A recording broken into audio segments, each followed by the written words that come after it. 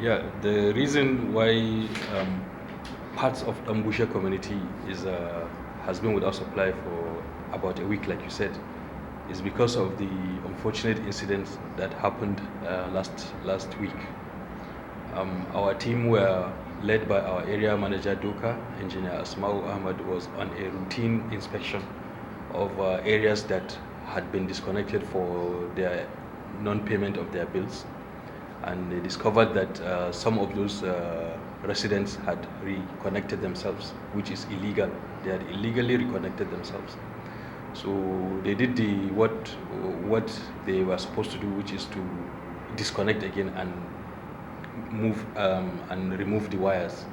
And in the process of doing that, some armed miscreants or thugs, I would call them, attacked them, and in the process she was actually even injured.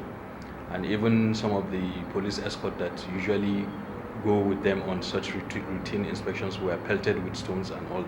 So it became impossible for us to operate in that kind of environment for the safety of our staff, and we had to withdraw our services from those affected areas. Like I said earlier, it's not the whole of Danbushiya that is affected. It's just about 3 transformers where that inspection activity took place and where we got this violent resistance. Those were the places that were affected by this poor supply. I believe some parts of the community are still on supply.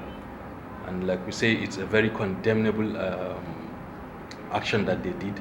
And we have already written a petition to the Kaduna State Police Commissioner. We have copied the Directorate of State Services and also the Nigerian Electricity Regulatory Commission to intimate them of this unfortunate incident and the reason why we are withdrawing our services in those locations until we feel our staff are safe to go back and continue their work uninhibited. We will have to continue with this approach.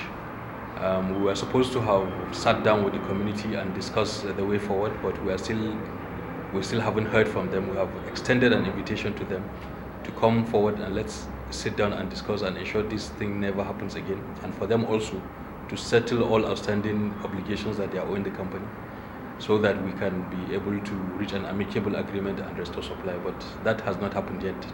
And like I said, we have in the petition that we wrote to the Commissioner of Police, we specifically asked him to give us all the protection that we need for our staff to go and do their work unmolested. And until those conditions are achieved, I don't think we will be in a hurry to restore, to go back, move into that community to continue the operations. Yeah, like I told you, the disconnection activity was carried out because people were not paying their bills. They were not paying, which is legitimate. Disconnecting a customer that is not paying is legitimate, is legal. We have done that, but we discovered that those same people reconnected themselves illegally. It's illegal for a customer to reconnect himself after he has been disconnected. They did not come to pay the bills, the debt that they are owing. They didn't come to pay. They went ahead and reconnected themselves, which means they are stealing energy. Energy theft is a crime. So in that circumstance, we have the right. We have the right to remove the cables, so that we don't leave them behind and then they reconnect again. Okay. So that was why we retrieved the cables. And secondly, yes, like I said, before we go back and reconnect now, there has to be an agreement, because the reason why we disconnected was because there was debt. There was a huge debt in that community and people were not willing to pay up. That was why we disconnected.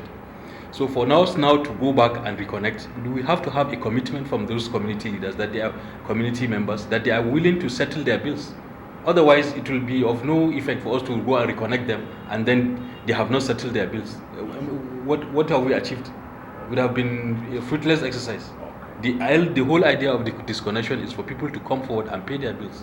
So if we now agree to just reconnect them without them paying, then we have not achieved anything.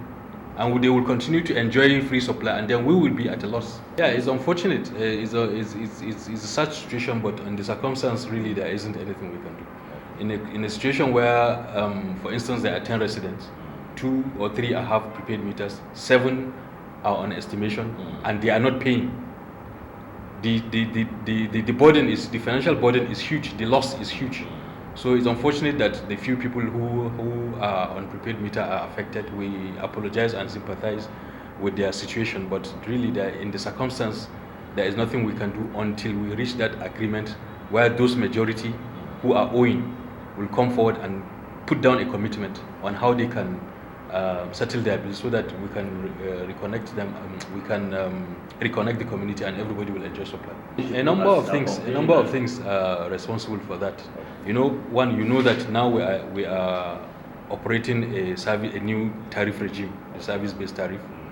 There was a slight increase first in November, and then in December. You know, in February, there was another slight increase based on the approved rates by the Nigeria Electricity Regulatory Commission.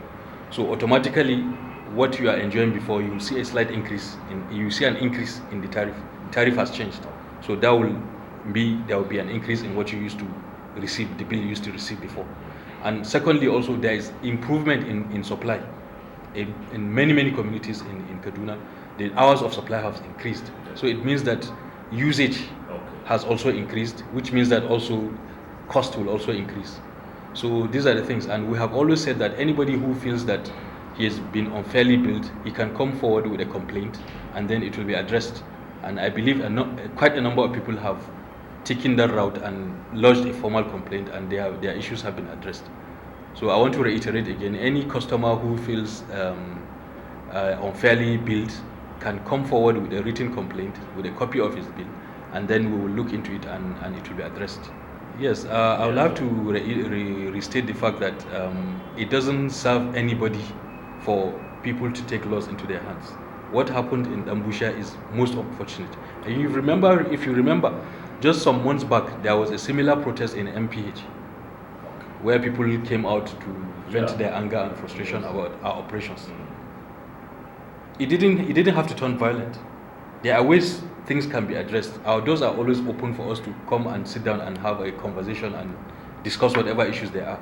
We expected the leaders in Danbushiya to have come forward with their grievance so that we can address them, but they never did that. Instead, they allowed few miscreants to take the law into their hands and attack people and commit serious crimes that, like I said, a petition is already with the Commissioner of Police, and I believe that they will do due diligence and ensure that all those people who are responsible for the violence that was unleashed on our staff are apprehended and brought to justice.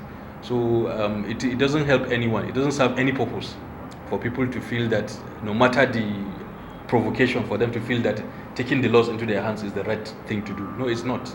It's at the end of the day, everyone suffers. Our doors are always open for dialogue and engagement with individuals, groups, and communities, so that whatever issues that are there regarding our services are